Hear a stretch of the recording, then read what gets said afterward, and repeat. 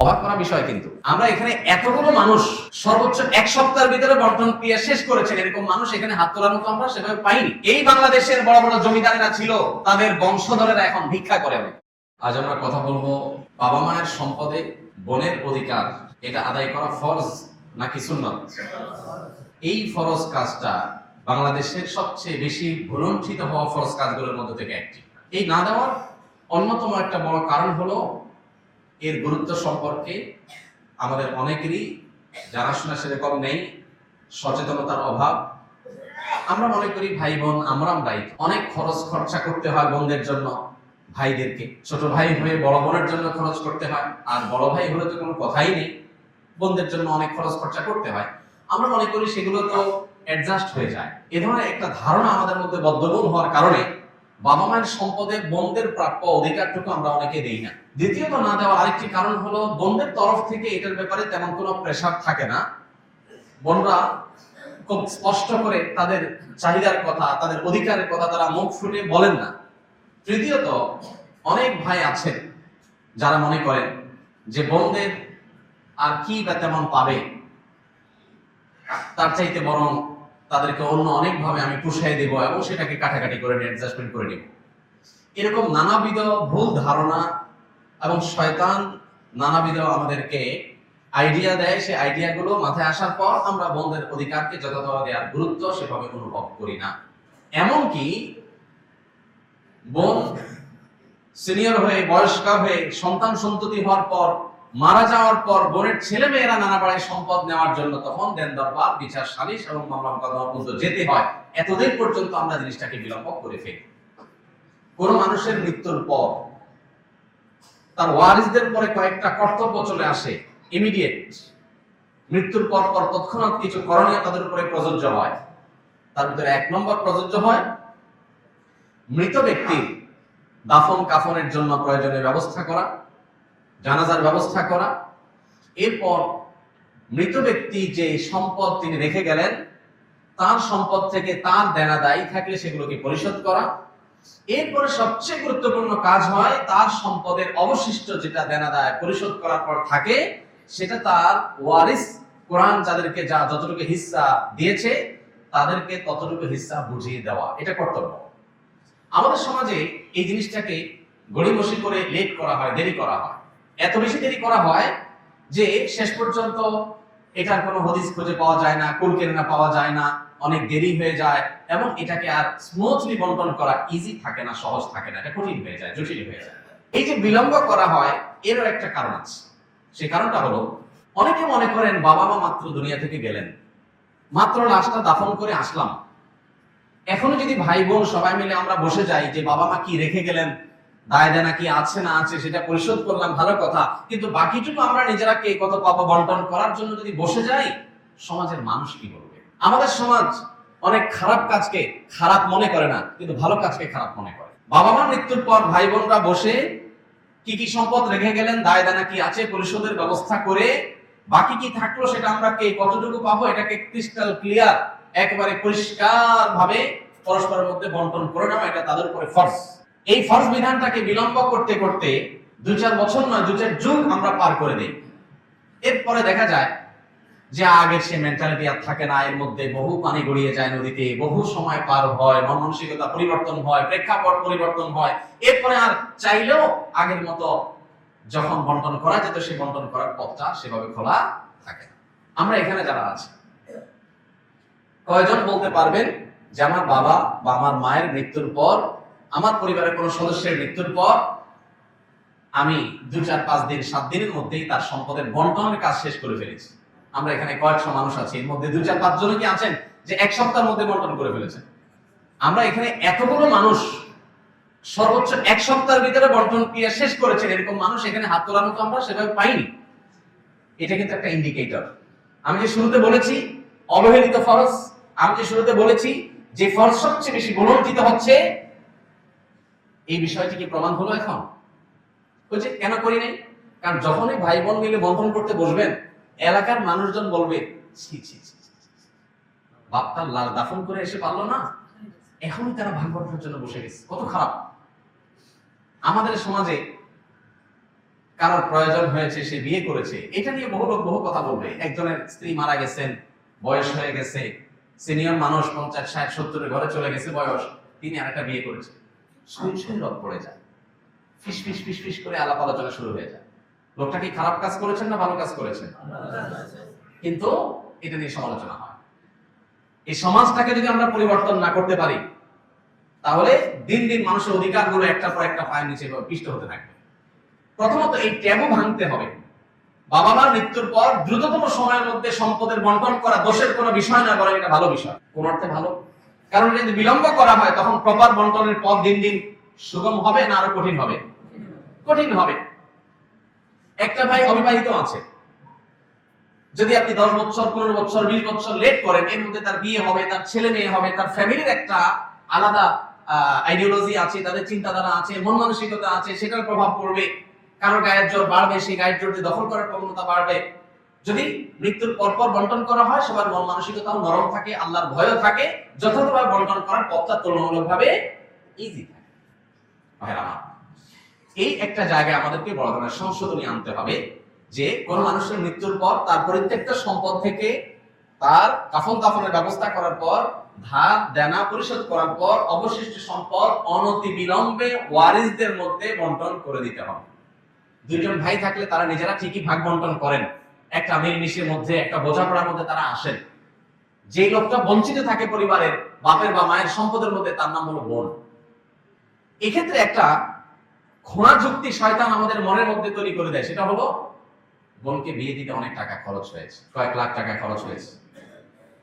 অনেক বাবা জীবদ্দশায় এগুলো মিটমাট করে দেয়, মেয়েদেরকে বলে দেখো মা, তোমার বিয়েতে তো অনেক টাকা খরচ হয়েছে, অনেক মানুষ খাওয়াইতে হয়েছে, বাজার সদাই করতে হয়েছে, অনেক জিনিসপত্র যৌতুক দিতে হয়েছে, স্বর্ণ গহনা কিনতে হয়েছে, তো তুমি আর দায় দাবি রাখিও না। এটা অনেক মা, অনেক বাবা বলেন। খুবই গর্হিত এবং জঘন্য একটা কাজ। সন্তানের বিয়ে দেওয়া, বিশেষ করে কন্যা সন্তানের বিবাহ দেওয়া, এটা বাবার উপরে দায়িত্ব এবং কর্তব্য। আপনি যদি আপনার পরিত্যক্ত সম্পদে আপনার সন্তান হিসেবে তার যে অধিকার আল্লাহ তাআলা দিয়েছেন, সেই অধিকারকে যদি আপনি এখান থেকে কাটছাঁট করেন এবং এখান থেকে যদি আপনি অ্যাডজাস্টমেন্টে যান এবং এখান থেকে যদি আপনি যোগ বিয়োগ করেন, প্লাস মাইনাস করেন, তাহলে এটা হবে আপনার তার প্রতি অবিচার এবং জুলুম। সন্তান হিসেবে বাবার হক নষ্ট করলে যেরকম বিচার হবে, বাবা হিসেবে সন্তানের হক নষ্ট করলে তার বিচারও হবে।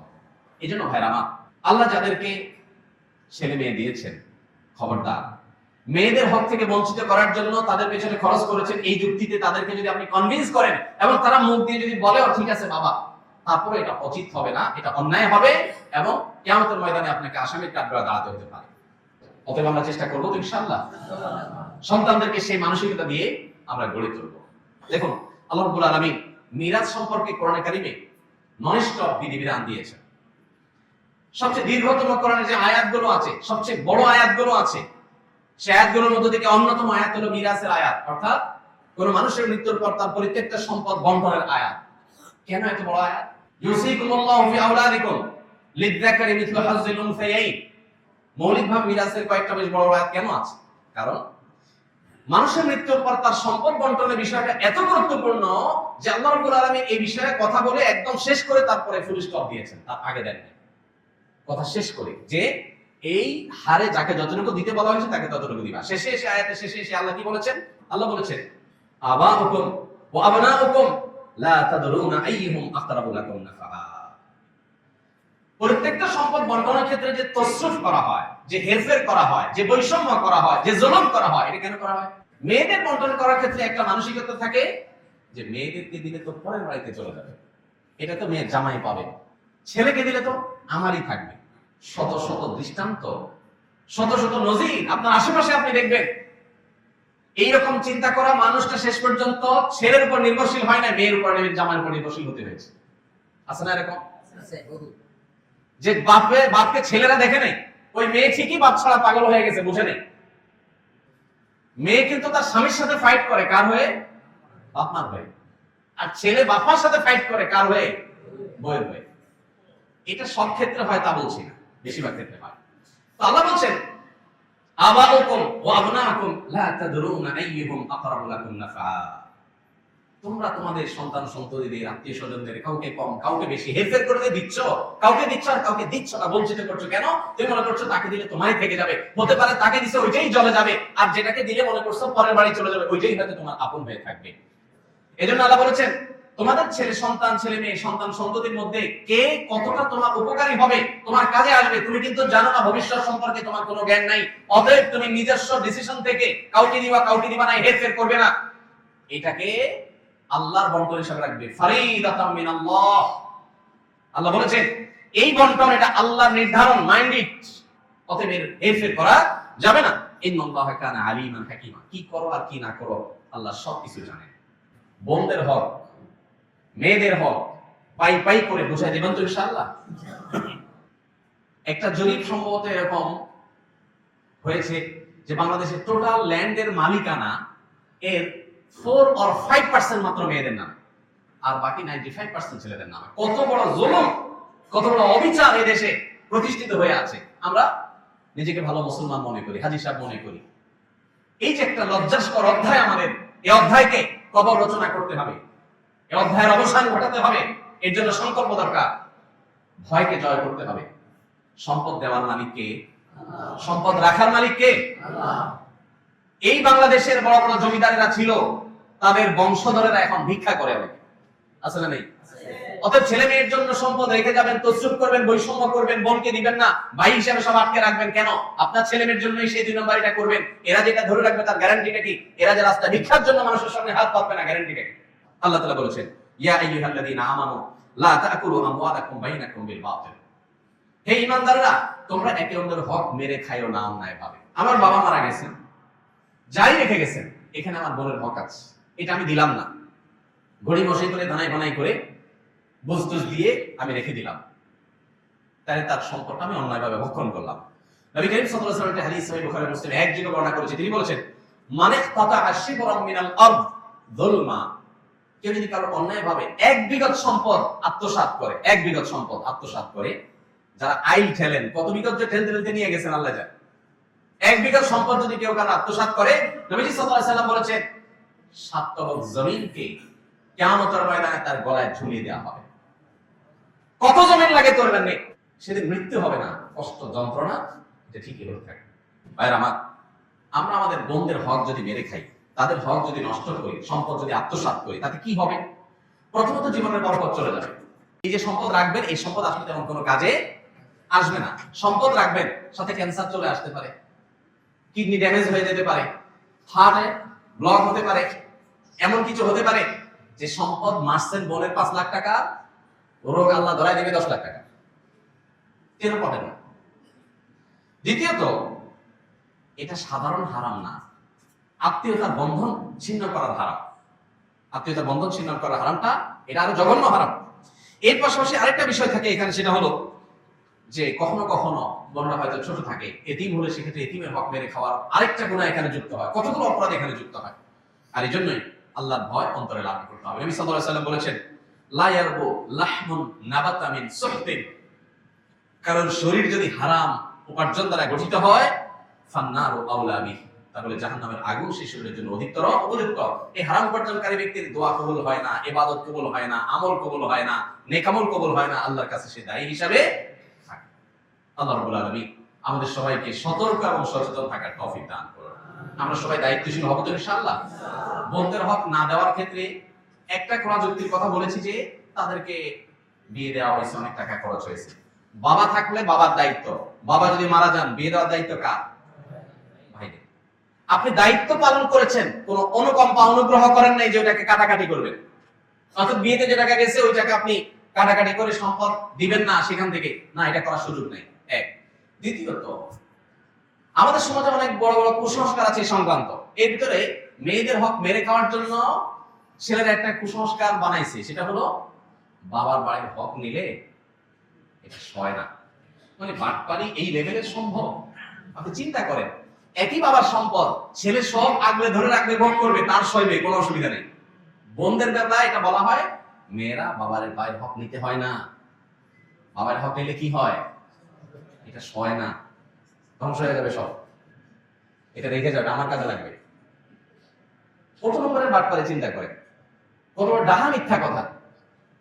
ডক্টর খন্দকার আব্দুল্লাহ জাহাঙ্গীর রহমানের কাছে প্রশ্ন করা হয়েছিল, কোন ভাই যদি বোনের হক মেরে খায় বাবার সম্পদে, তাহলে বোন তার বিরুদ্ধে মামলা মোকদ্দমা করে বিচার বসিয়ে এটা আদায় করাটা উচিত হবে কিনা বলে, নাকি মাফ করে দেওয়া উত্তম? ডক্টর আব্দুল্লাহ জাহাঙ্গীর রহমান বলেছেন তার বিরুদ্ধে মামলা মোকদ্দমা করে আদায় করাটা উত্তম। কেন উত্তম? বলেন যে বোন যতই মুখ দিয়ে বলুক তার মনে কষ্ট থাকবে, এখানে আরো মানুষের হক জড়িত আছে। মামলা মোকদ্দমা করে যেভাবে হোক জোর জবরদস্তি করে যদি নিজস্ব হকটা আদায় করতে পারে, তাহলে এই ভাইটা কিয়ামতের দিন পাকড়াও থেকে বেঁচে যাবে, এটা তার উপকার হবে। দ্বিতীয়ত, আমাদের সমাজে মেয়েরা বাবা ভাই হক নিয়ে গেলে এটাকে অনেকে খারাপ চোখে দেখে, মনে করে যে আরে এটা কোনো কথা হইল। মেয়েরাও হেজিটেশন করে নিতে চায় না, কারণ বিয়ের পর স্বামী সংসার করতে চলে যায় শ্বশুর বাড়িতে, কিন্তু তার নায়িকা পোতা আছে তো বাবার বাড়িতে, যার কারণে বাবার ভাইয়ের প্রতি টানটা ঠিকই থাকে। বিয়ের পর 30 বছর 40 বছর 50 বছর পার হওয়ার পরেও বার্ধক্য এসে গেলেও তখনও মনে চায় একটু বাবার বাড়িতে যাই একটু ঘুরে। তো যদি হক নিয়ে আসি তাহলে কোন মুখে সেখানে আবার যাব, এরকম একটা ব্যাপারও থাকে। এবং সাধারণত আমাদের সমাজে কোনো মেয়ে বাবার বাড়ি থেকে হক টক নিয়ে গেলে, জমে জমে সব বোঝা নিয়ে গেলে, সে আসলে অনেক ছোট লোক ভাই আছে যারা মনে করে যে এখন আসে কেন আসবে, বাকিদারা কেন আসবে, বোন কেন আসবে। যতদিন হক নেয় না ততদিন বোন আসলে মোরগ জবাই হয়, গরুর গোশত দিয়ে কিনে বাজার করে রান্না করে খাওয়া হয়, কারণ হক আছে। আর হক নিয়ে গেছে তখন মনে হয় পর হয়ে গেছে, এখন মতো তার আসার কোনো রাইট নেই। পরিষ্কার জেনে রাখা দরকার, ভাই এবং বোনের সম্পর্ক কি শুধু সম্পদকে কেন্দ্র করে? অতএব বোন যদি তার প্রাপ্য হক বুঝিয়ে দেয়, তারপরও মৃত্যু পর্যন্ত এই বোনের সাথে সুসম্পর্ক বজায় রাখতে হবে। এবং বাবার বাড়িতে ভাইয়ের বাড়িতে বেড়াইতে আসার অধিকার বোনের ঠিকই থাকবে, আবার ভাইরা কর্তব্য থাকবে বোনের বাড়িতে গিয়ে বেড়ানো এবং তাকে দেখা খোঁজ খবর নেওয়া। এটার সাথে সম্পদ দেওয়া নেওয়ার কোনো সম্পর্ক নাই। অতএব এই কুসংস্কারের উপর আমাদেরকে আঘাত করতে হবে যে কোনোভাবেই এই কুসংস্কার থাকা চলবে না। অনেক ক্ষেত্রে দেখা যায় একটা সিন ক্রিয়েট করা হয়। কিরকম সিন ক্রিয়েট করা হয়? মেয়েদের সম্পদ মারার ক্ষেত্রে দুইটা সিন ক্রিয়েট হয় সাধারণত। একটা হয় বাসর ঘরে, মহর দেওয়ার বেলায় আসলে ফুসলায়া ফাসলায়া মেয়েরা লাজুক প্রকৃতির হয়। বাঙালি মেয়ে, মুসলিম মেয়ে আরো বেশি লাজুক হয়, যত ধার্মিক তত লাজুক হয়। এই জন্য বাসর ঘরে ফুসলায়া ফাসলায়া, দেখো মহর তো 10 লাখ 1 টাকা ধরছে মুরব্বীরা, তা আমার তো দেওয়ার সামর্থ্য নাই, আমি ইনশাআল্লাহ তো সামনের মাসে বা 1 বছরের মধ্যে সর্বোচ্চ আমি ইটালি চলে যাবো, সৌদি আরব চলে যাবো, কত 10 লাখ হবে, সবই তো তোমার। বউ তখন বেচারি সময় করে বলে যে আরে কি বলে সব, আমার কোনো দায় দাবি না এগুলা। এই যে মুখে না দাবি আদায় করলে সিন ক্রিয়েট করে, একটা পরিবেশ ক্রিয়েট করে, এটা হলো আরেক বার্তারি। এটা তো লজ্জার কথা যে বাসর রাতে আপনি বোর কাছে টাকার জন্য মাপ চাইতেছেন। মেয়েরা যদি শরীয়তের মাসালা ভালো করে বুঝতো তো বলতে খবরদার, মহানা পরিষদের আগে কোনো আওয়াজ নাই, কোনো আলাপ নেই, আগে পরিশোধ করো। তারা তো জানে না শরীয়ত তাদেরকে কি অধিকার দিয়েছে। আরেকটা বাটপারি হয় বাবার মৃত্যুর পর, মায়ের মৃত্যুর পর বোনদেরকে দাওয়াত দেয় ভাইয়েরা, বাগিনা বাগিনী এবং জামাই সমেত। এরপরে কবজি ডুবাই খাওয়ায়, মুরগি, হাঁস, কলিজা, গরু গোস্ত, মাছ ফ্রাই, ভুনা, বিভিন্ন আইটেমের খাওয়ায়। এরপরে শাড়ি লুঙ্গি কাপড় চোপড় দিয়া এরপরে আওয়াজ ওঠে, আলাপ ওঠে, নাটক শুরু হয়। বলে দেখো বোন, তোমার বিয়েতে অনেক টাকা পয়সা খরচ হয়েছে, এদিকে বাবা অসুস্থ ছিল, বাবার পিছনে লাখ লাখ টাকা খরচ করা হয়েছে, সেগুলো তো আমিই করছি, সব তো তোমরা জানো। এখন বাবার সম্পদের শহীদ হলে তোমাদের কিছু পাওনা আছে, এখন তোমরা যদি বলো সেগুলো আমি ভাগযোগ করে দেবো, বলো কি করা যায়। বন্যা লজ্জা, না ভাই কি বলে, না হারে লাগবে না থাক। বন্যা চিন্তা করে এই এতিম গরিব ভাই আমার অসহায় ফকিরের মতো ভিক্ষা চাইতেছে, ছেড়ে দেয়। কিন্তু আপনি সিন ক্রিয়েট করলেন, বোন লজ্জা পড়ে গেল, এরপরে সে বললো মাফ করে দিল, আপনি বললেন হুজুর আমি তো মাফ নিছি। এই মাফ হবে না, তাহলে আল্লাহর কাছে আপনি দায়ী থাকবেন। আমরা অন্য ধার দেনা নিয়ে হিসাব নিকাশ করি, কিন্তু এগুলো নিয়ে সেভাবে হিসাব নিকাশ করি না। আরেকটা ভয়াবহ কাজ হয়, যারা দেয় বোনদের হক দেয়, তারা আরেকটা 2 নম্বরই করে। দেখেন কত রকম লেয়ারে লেয়ারে 2 নম্বরই। সেই 2 নম্বর এটা হলো, বলে যে বোনরা ভিটা বাড়িতে পায় না, ভিটা বাড়ি এটাতে পায় না, তাহলে কোথায় পাবে? নাল জমিতে। এখন ধরেন ভিটা আছে 1 বিঘা, ধানের ক্ষেত আছে 2 বিঘা, মোট 3 বিঘা। যখন ভাগ হবে, ধরেন ভাই একজন আছে, বোন একজন আছে, ফর এক্সাম্পল, তো ভাইয়ে ধরেন 2 বিঘা পাবে, বোনে ধরেন 1 বিঘা পাবে, ভাইয়ের অর্ধেক পাবে। এইরকম পরিস্থিতিতে সাধারণত মেয়েদেরকে কোনটা দেওয়া হয়? ক্ষেতেরটা। তাহলে বোন 1 বিঘা পাইলো ক্ষেতের, আর ভাই 2 বিঘা পাইলো 1 বিঘা হলো ভিটার, আর 1 বিঘা হলো ক্ষেতের। বন্টনটাকে ইনসাফসম্মত হলো? কেন হয়নি? কারণ ভিটার যে 1 বিঘা, এটার ভ্যালু হয়তো ক্ষেতের 4 বিঘা সমান। তাহলে জমি হয়তো সমান সমান দিবেন, তার ভ্যালু কি নাই? সমান না। এইজন্য জমি সমান সমান দিলে হবে না, ভ্যালু হিসাব করতে হবে। যে ফর এক্সাম্পল 1 বিঘা ভিটা আছে, এই ভিটার 1 বিঘার দাম 10 লাখ টাকা, আর নিচে খেতে আছে সেগুলো বিঘার দাম 3 লাখ করে। তাহলে 3 3 6, আর এখানে 10 16 লাখ।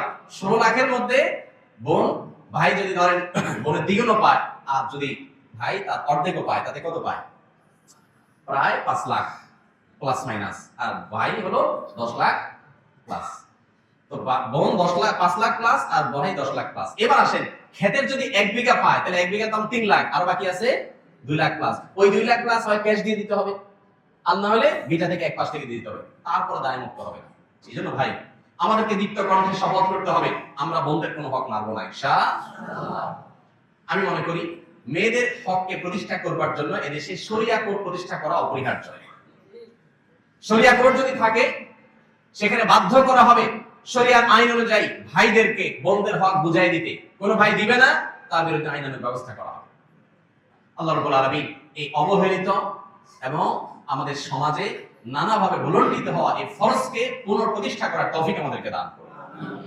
আমরা আল্লাহর এই বিধানের প্রতি ঈমান এনে সেটাকে বাস্তবায়ন করব। আমি আবারও বলছি, আমরা অনেকে আছি চুরি করি না, ডাকাতি করি না, হয়তো অন্যের হক মেরে খাই না, চিটারি বাটপারি করি না, কিন্তু এই জায়গাটাতে শয়তান আমাদের চোখে ধুলি দেয়, আমাদেরকে নানা কুযুক্তি দেয়, সেগুলো দিয়ে আমরা এই সমস্ত বিষয়গুলোকে, এই ফরজ বিধানগুলোকে আমরা লঙ্ঘন করে চলি। এই জন্য ভাই, যারা এতদিন করেন নাই, হক মেরে দিয়েছেন, এখনো তাদের সেটা প্রায়শ্চিত্ত করবার স্কোপ আছে, সুযোগ আছে, রিকভার করার স্কোপ আছে। কিভাবে?